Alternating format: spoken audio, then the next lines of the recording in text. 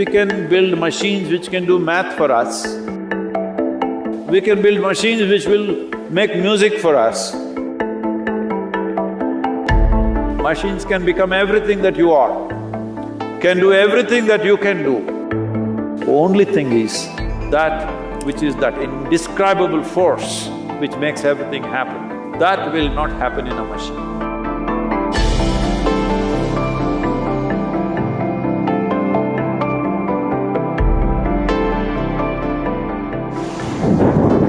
Experts say that human intuitions are essentially biochemical responses of our body. It is like an inherent and inbuilt biochemical algorithm. If that is so, then artificial intelligence can be powered to recreate human emotions. Are human intuitions truly biochemical algorithms, or are they something more profound? Whoa. Well, does human intelligence have something to do with biochemical activity that's happening in our system? Absolutely.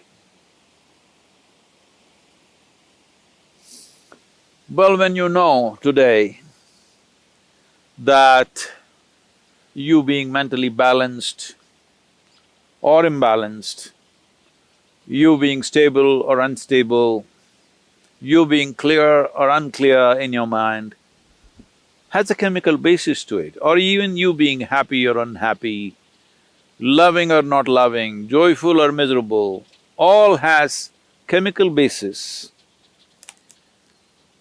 One way to understand this is,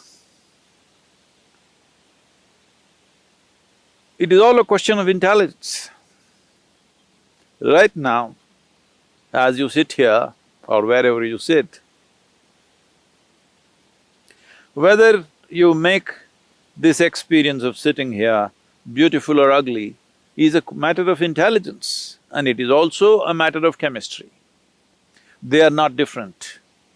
It is completely wrong to understand intelligence as thought. Thought is just one small expression of intelligence. This is a folly that modern societies have made because the modern education system has made people believe that thought is the only form of intelligence. If thought is the only form of intelligence, you will naturally understand that accumulation of data, analyzing data and projecting this data according to your analysis is intelligence. Well, this is a process that any machine can do. This you're beginning to understand now, that even the most complex thought that you think is phenomenal, today your computer can do it without effort.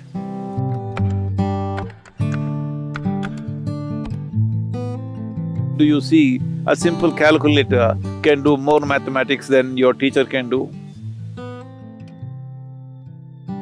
Your computer can do much more mathematics than any mathematician can do. So, obviously, what you thought is a very difficult intellectual process is being processed by a machine far more easily than you can imagine. Now, people argue, but mathematics is one thing, literature is a different thing, music is a different thing. Well, I'm telling you, whether it's literature or music, which are considered more, outpouring of human heart, even this can be done by a machine. Well, we've still not built machines good enough to do that maybe, but you will see in the next 25, 50 years' time, maybe, I don't know how long, but it will inevitably happen, you can't make out. Or probably it will be more perfect. So, this about intuition. First thing to understand about intuition is not a different level of intelligence. Intuition is just simply a different level of computing. That is, let us say, Let me make it very simplistic for you, just for the sake of understanding. Right now, let's say you had a child or you had an infant who has grown up just inside a room, never seen outside. Suddenly you bring him out and show him this tree. You know what he's doing? He's gathering data, color, form, the way it moves, the way it is. He's just taking up data through his sense organs. Let him watch this tree for a few minutes. Let's say he has grown up after some time and you ask him to, let's say, depict a tree, most probably he will depict it nearly 90% right. But now the process of assimilating the tree in his mind is not logical. He is not saying the leaf is 5 centimeters by 7 centimeters, the color is this kind of green, which is a combination of that, that and that. No, there is no logical assimilation, it's intuitive. Simply just like that, the picture comes to his mind. Because all the data is there, processed, and jumps all the steps of 1, 2, 3, 4 and just gets there. So intuition is just that your computing is in such a way that you don't go through the logical process every time. So intuitive means your computing is skipping the logical steps and arriving at the answer, which is definitely a more sensible way to conduct your life. Is this just a biochemical algorithm? Well, I would say 100% yes. So, when we say biochemical algorithm, it is in a constant flux, you can set it the way you want. By genetics, by culture, by external influences, it's set one way. But if you are conscious, you can set it in another way. So is it just biochemical algorithms? When you say it is just, you are thinking that, am I just a mechanical process? Well, there is a mechanism. The question is whether this mechanism is conducted consciously or not. Right now, there is an intellect, there is an intuitive dimension, and there are deeper levels of intelligence, which is the basis of the making of the creation itself, the very source of creation. That intelligence is also embedded within you. The question is only at what level of access are you? Say, everybody has an arm like this, all right? Now, can everybody use their arm the same way? No. Different people use it different ways. Somebody is a ball player, he uses it one way. Somebody is a writer, he uses it another way. Somebody is an artist, he uses it another way.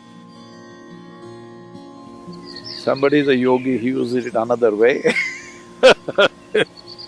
because you have figured out certain aspects of life, somebody else has figured out another aspect of life. Depending upon how you apply yourself, accordingly, your biochemical algorithm is constantly changing. It is not a set process. Well, there are certain settings, because otherwise you won't have a starting place. Like I already said, genetics, cultural influences, Samskriti, that is generations of learning that's happened within you. All these things put together, there is a certain algorithm, but it is not set, it is fluid. You can change it every moment of your life. So your intuition, what kind of intuition do you have? People are just doing guesswork all the time and thinking it's intuition. No, if you want to develop intuition, first thing is, you must learn how to simply sit here, fully alert and not thinking about anything. Somebody was asking me, Sadhguru, when you're riding, what are you thinking about? Why the hell am I thinking about anything? I'm just riding. That's why I'm still alive because the kind of risks that I've taken on 2 wheels, I'm still alive because I don't think a damn thing. If you know how to simply sit here, alert but unthinking, oh, how is that possible? I'm asking, how is it possible for you to think when so much is happening out here? If you pay attention, you will not think. So the most important aspect of life is your attention, not your thoughts. This is what a child who saw the tree for the first time did. Attention. If your attention is on all the time,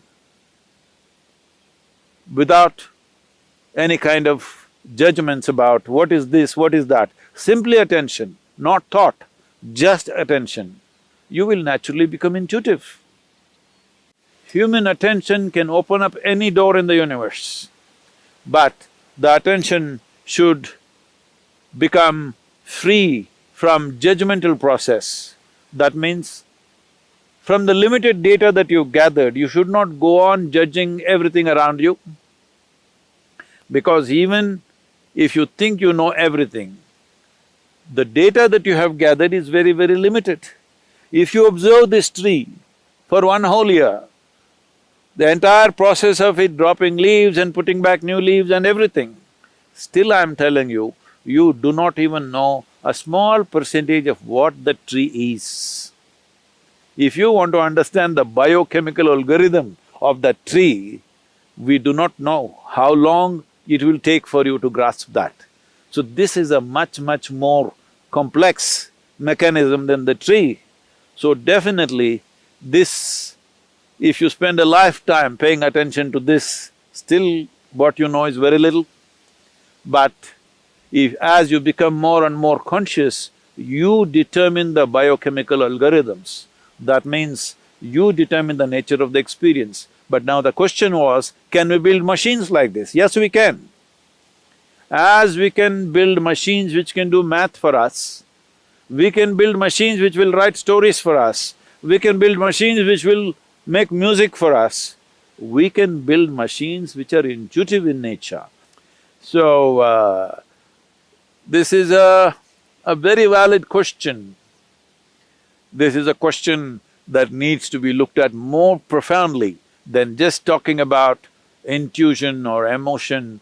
It needs to be looked at as a life process, because life process is such, there is no separation between intelligence, intuition, thought, beat of the heart, function of the liver, function of the kidney, or what the spleen is doing, what the brain is doing, there is no differentiation. It is one seamless function. To grasp it that way is most important. Only then you will know life, only then you will experience life to its fullest. Only then you will find that you will be speechless about life because there is no word. What is there? Is there a word? Is there a vocabulary to describe a phenomena like this? There is no word to describe what is life, what is it about. There is no conclusion. When there is no word, there is no conclusion. When there is no conclusion, there is no death. This is the way of liberation. I know you asked a simple question about whether machines can become like this or not. Machines can become everything that you are, can do everything that you can do, probably better than you. As you know, they are doing things better than you. Only thing is, they cannot become consciousness. Well, some people are saying we will build consciousness into a machine. That's not going to happen, because that's life. What you call as consciousness is the essence of life, that which cannot be described, for that which we don't have a word to say what it is, that which is that indescribable force which makes everything happen. That will not happen in a machine, 100%.